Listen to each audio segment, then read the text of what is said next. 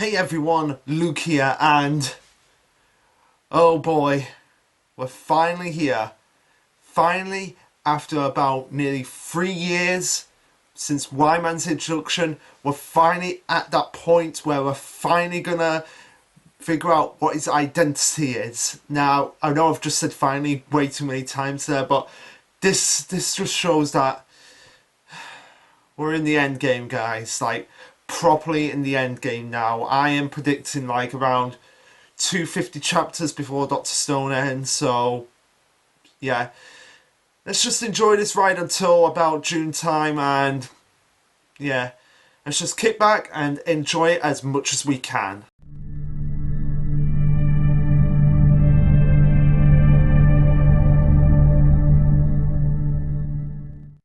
Okay, so this is chapter 227, titled It Was You.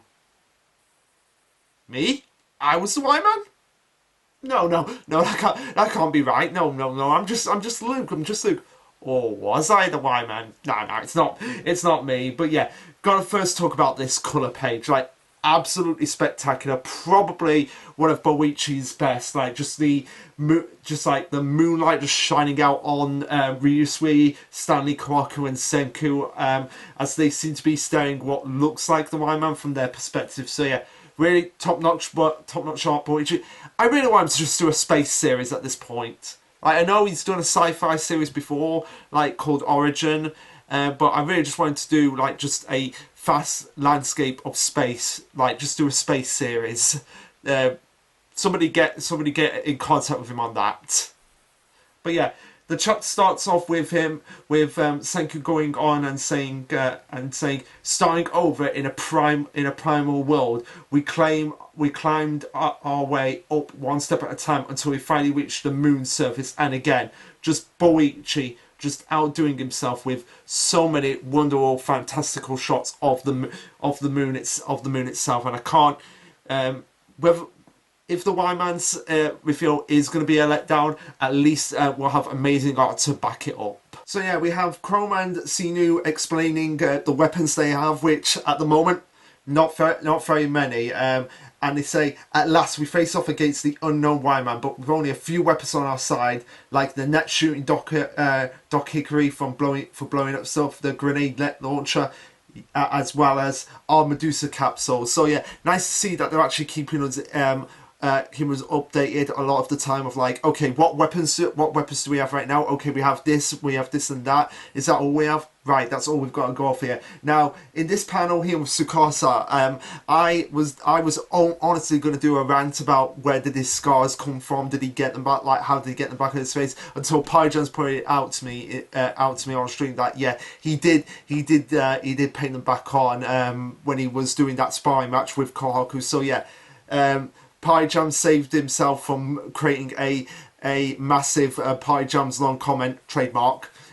So yeah, they continue on by saying the Medusa capsule, and Chelsea explains that yikes, didn't think of that. Voice don't travel in the vacuum of space, so the Medusa wouldn't work the normal way, which just leaves Ginro and Kimu confused. Like, yeah, they may know a little bit more about science now since hanging around with Senku all this time and hanging around with all the other modern people, but at the same time they're completely clueless about the more advanced science like the vacuum, the Medusa, and space itself. So yeah, love that. We're just continuing that trend of the Ichigo future people having no idea what anyone is talking about. Before we have Ryusui going, the petrification beam is both a weapon and a healing lifeline. The capsule filled with air, so the mic in there can transmit our voices to activate the device. Now that is going to come into play a little bit later in the chapter, but for now, Kawaku goes on to say, how worst comes to worst, I can throw the capsule at the enemy and say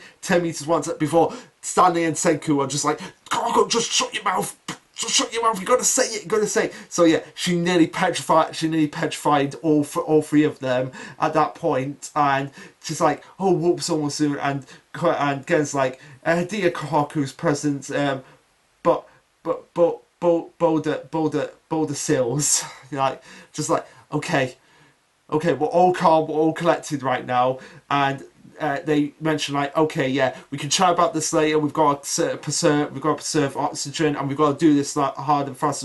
My army is saying that's it. No profound sense of romance about being on the moon itself. And they have a soldier, efficient artificer, however you pronounce that word, and a lady who goes hard and fast. It's the golden perfect trio as we see them going on a moon Land Rover. Which, where did they build that?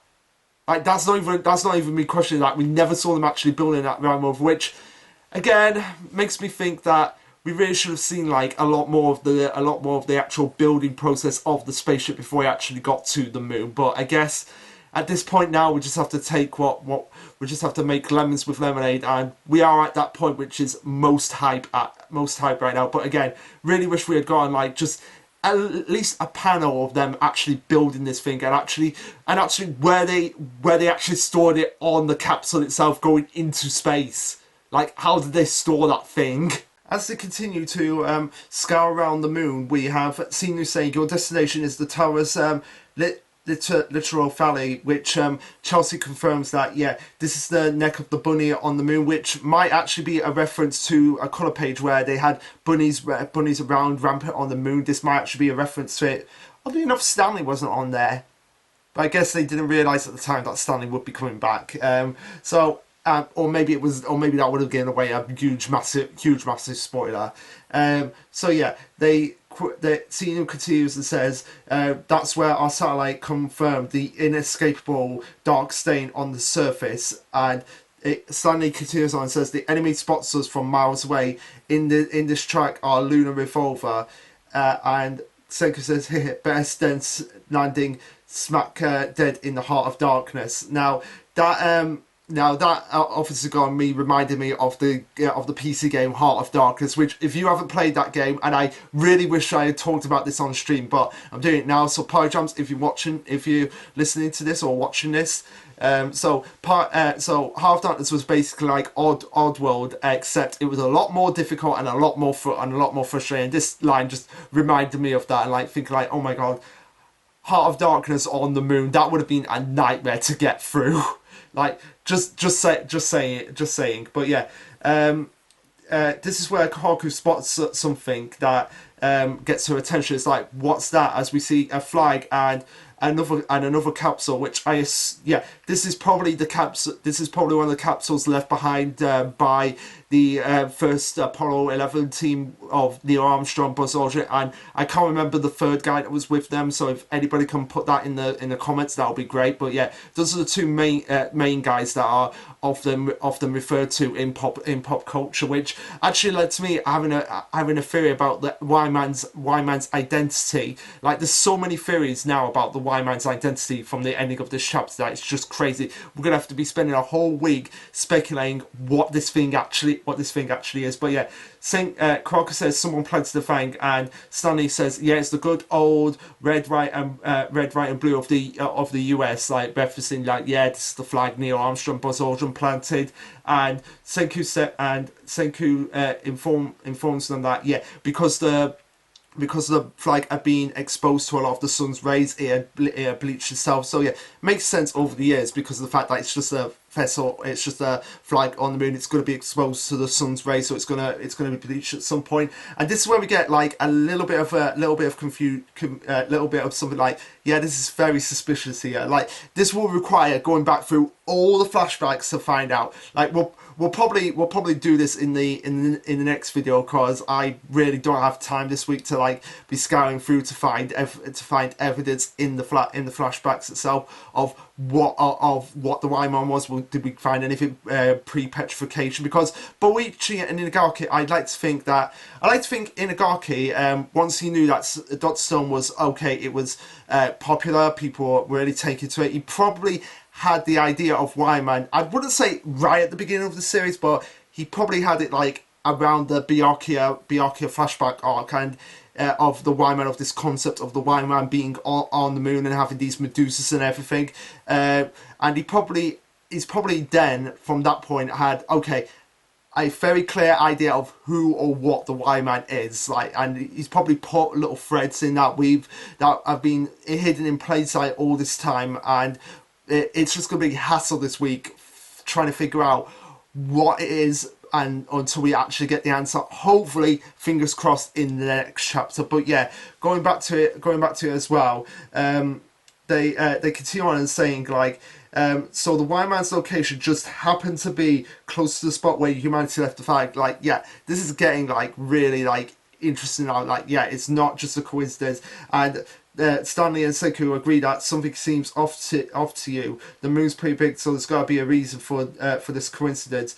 And I love this about Stanley. Don't assume anything about the enemy. They'll get us killed. Only way to know is to go and see ourselves. And yet, what are we doing as Dr. Stone's friend? We're assuming things about the enemy. We're assuming things about the Whyman, who he is, what his identity is. Just like thinking on our toes and thinking like, okay, who can it be? Like, what can it be? It has to be something we have seen before in the series. Like, it can't just be something that comes completely out of nowhere. This has to be something we have seen in the series, and it has to be a setup just as much as some of the other stuff that was set up well in advance. Like the moon, like just the references to the moon before we knew that we were actually going to go there. But one thing we've got to talk about before we move on is just this double spread of just Boichi's artwork of the moon. If you want to just have an idea of how awesome Boichi is, just look at that panel. And that's not even him doing the photographic there. That is perfectly drawn.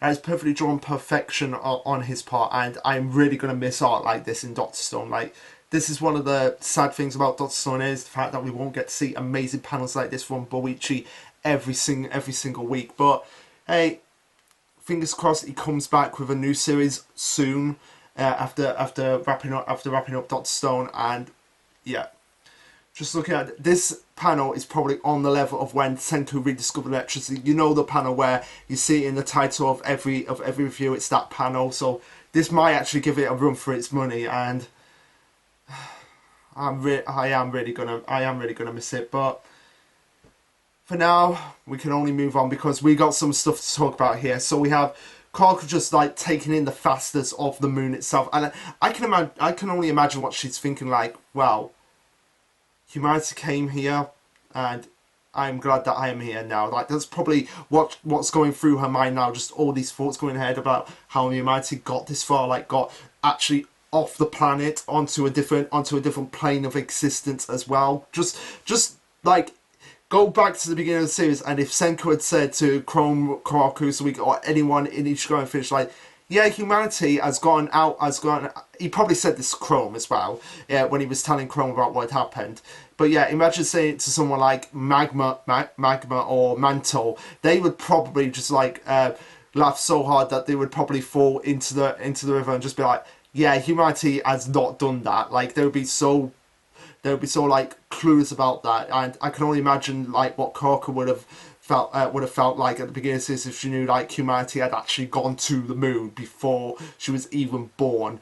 And anyway, we have an ominous voice saying, "Kohoku, please unseal the Medusa capsule." And this is where it's like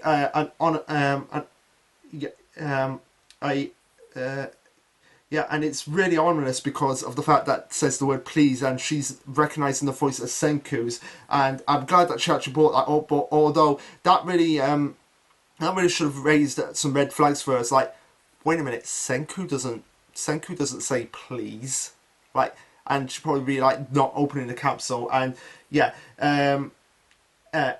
and yeah, we get Karaku saying, "So you want me to open it here now?" As we get the voice saying, "Yes, indeed, please." But then we get Stanley stopping her, which we have a reference here to Stan Lee, as it what should be Stanley's name being Stnaley.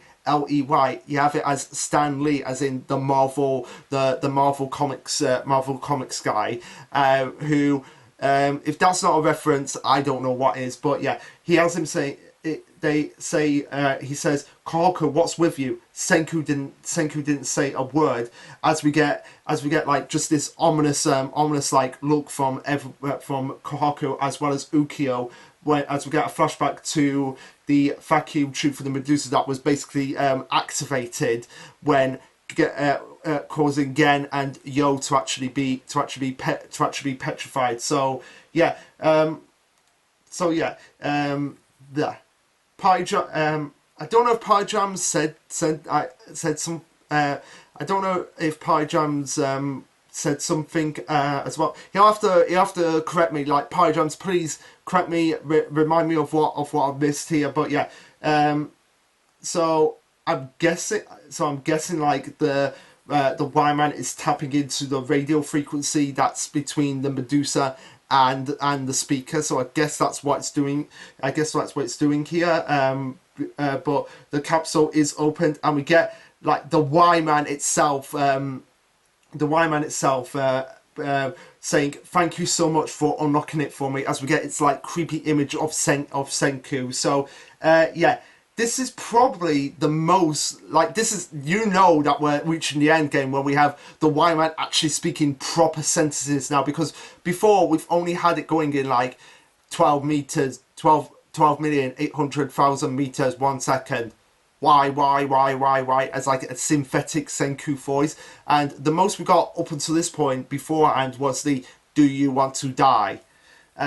Which that could be very much be playing out now. Like, yeah, you've come to the moon, you've come into my territory. Now I'm gonna make you pay the price of like petrifying you, aka killing you, in the Whyman side. But this like forming coherent sentences and everything, saying thank you so much for doing this for me. Please unlock it for me. That's the most focal cause that we've got from Whyman in the series so far, which is amazing but also terrifying at the same time. Plus as well, the fact that we don't know exactly what message the Whyman sent to the Medusa, like how many seconds it was or anything like that, makes it even more terrifying, as we see Senku demanding that Kaku toss the Medusa, which she does right into the air, as we get very different perspectives. We get them of one of them looking up, but then also looking down. So like the gravitational pull, making for great use of artwork from Boichi, as we get Senku saying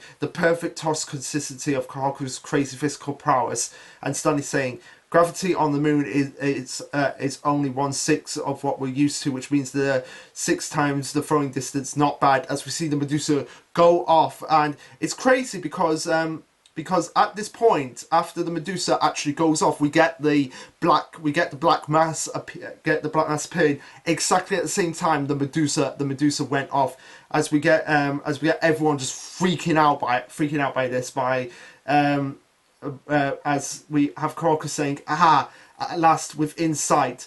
What's behind? So this, what's behind that ominous dark spot stain we spotted?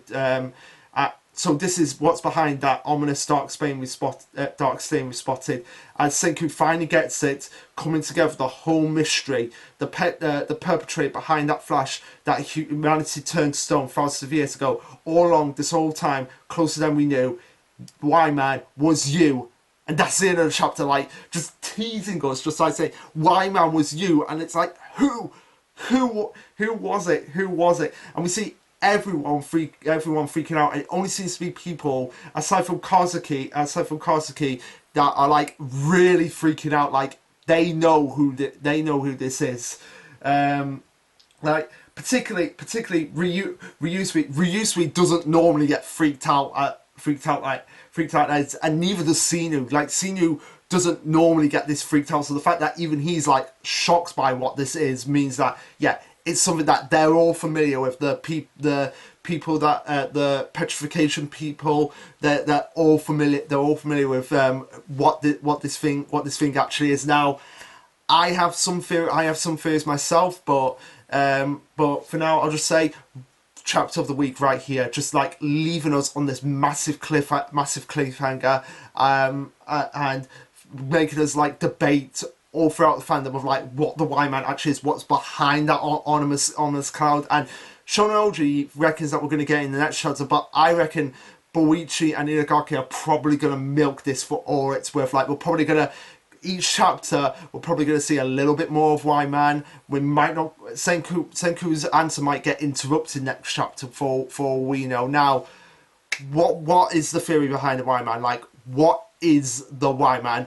Well, let's discuss that. So, what are my theories about what the Whyman is? Well, given the fact that it has to be something that not only they know in the series, the characters know in the series, but we as the readers know, like, it's something that's been hidden in plain sight all this time, because based on what Senku says, like, it was closer than we all thought it was. So somebody on Twitter said it was probably the Medusas itself, like the Medusas were the Whyman, which would make sense, although Pyjams did throw that theory out of the water by saying, like, well, who actually built the Medusas? So yeah, it can't be, but it's an interesting theory, and I thought I'd bring it up. People are saying AI, obviously. Some people have said nanobots. Pyjam said nanobots as one of the ideas, and he told me about a video that was basically giving that idea of, like, it was nanobots, which, yeah, would make sense, because we have Red Dwarf who have used nanobots before, so makes perfect sense in my book. I was thinking Buzz Aldrin, like, just have a real life person be the Whyman, although that might kind of be a bit of a disrespect as well. So it's just an out there theory. Now, the more likely theory is, I still believe it's an AI. Like, I'm fully on board with that theory, and I still would like it to be a person that had their mind digitized. Although it probably has to be a person we've seen before in the series. Like, if it's going to be anyone, it has to be someone that we've seen in a flashback, which means we'll have to go through the flashbacks and see, like, who has come up who has been there in the series that we don't know yet. Now, Pyjams did bring up the 2 Russian astronauts, the ones that the ones that kind of resemble Kosaki, and I throw that out because it's interesting that we never found out, like, officially, did they actually die at sea, those 2? But my question would be, like, how did they get to the moon, unless Whyman brought a capsule down and brought them back up or something? Like, it just doesn't make any sense to me for it to be them. But yeah, it's an interesting idea. Like, I'm just throwing things at the wall to see what sticks now. Now, again, another popular theory of mine would be, like, the blue AI, the one that was talked about a few chapters ago, with being the human at the chess game. So that AI, or more likely, more recently, Siri and Alexa. Like, it's probably an equivalent to a Siri and an Alexa that's actually come to light, that's actually gained sentient thoughts and everything. So those are all my theories, and yeah, that's really all I have to go on. Like, we'll probably have to go through all the flashbacks, go through all the points before the series actually started, to actually get the clues of, like, who the Whyman is, what is going on, and we still have to figure out what that light was at the end of South America arc. Although at this point, that's probably not going to happen. We're probably never going to get an answer to that, unless that was, like, the petrification light dimming down or something. I don't know. I just don't know. But yeah, I want to know what your guys' theories are. Let me know in the comments below and everything. So yeah, that's really all I have to say on Dr. Stone this week. Pretty straightforward review to get through. But like I've been saying, come and join us on the live stream. I do live streams Sunday, 9:15 Great British Time, or 4:15 Eastern Standard Time. You can work it out then, and come and join us, because we not only chat about Dr. Stone, we save Dr. Stone for the end so we can have it as the big grand finale, but we chat about more series like Mission Yosuko Family, which will be getting reviews once Dr. Stone comes to an end. I'm doing the catch-up reviews on Dr. Stone. We do Witch Watch, Ayakashi Triangle, Ayashimon, Dora Dora, Black Clover, My Hero Academia. We basically do whatever series we feel like doing, worth doing. And I've recently called up to Dr. Stone, where I've had not Dr. Stone, Undead Unlock, where I add that to the party as well. So yeah, come and join us. We're usually there for 3 to 4 hours each week talking about them. So yeah, have a lot of fun, and been really enjoying it at the moment, and you'll get not just my theories but also Party Jam's thoughts, and really enjoy doing those streams with him. He's a great guy, awesome guy to talk to. So yeah, anyway guys, what did you think of this chapter? Let me know. Like, subscribe, comment, all that jazz, and this will be Lasherluke signing off. Later guys.